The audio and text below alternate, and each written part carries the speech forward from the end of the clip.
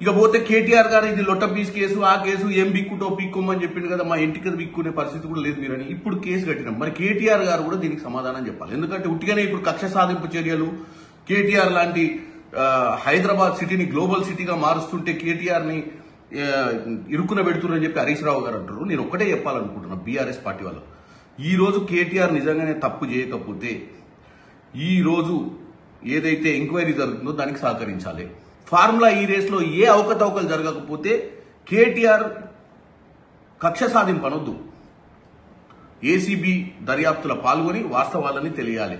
సాధింపు చర్యలకు డైవర్షన్ పాలిటిక్స్కు మళ్ళొకసారి తెరదీసింది. దాంట్లో భాగమే ఇవాళ మా కేటీఆర్ గారి మీద ఫార్ములా ఈ కేసు, ఇది ఒక లొట్టపీస్ కేసు అని చెప్పి గతంలోనే కేటీఆర్ గారే చెప్పారు. ఆ కేసుకు సంబంధించి గవర్నర్ గారు ప్రాసిక్యూషన్కి అనుమతి ఇచ్చారని వాళ్ళ ఉదయం నుంచి ఒక కొత్త డ్రామా మొదలుపెట్టారు. ఇది పూర్తి స్థాయిలో కక్ష సాధింపు తప్ప ఇంకోటి కాదు, డైవర్షన్ పాలిటిక్స్ తప్ప ఇంకోటి కాదు. వాళ్ళ రాష్ట్ర వ్యాప్తంగా రైతాంగం ఇబ్బందుల్లో ఉంటే, బాధలో ఉంటే, పత్తి రైతులు కానీ సోయా రైతులు కానీ వాళ్ళని ఆదుకోవాల్సిన దాని మీద దృష్టి పెట్టాల్సిన ముఖ్యమంత్రి చిల్లర రాజకీయం చేస్తూ ఉన్నాడు.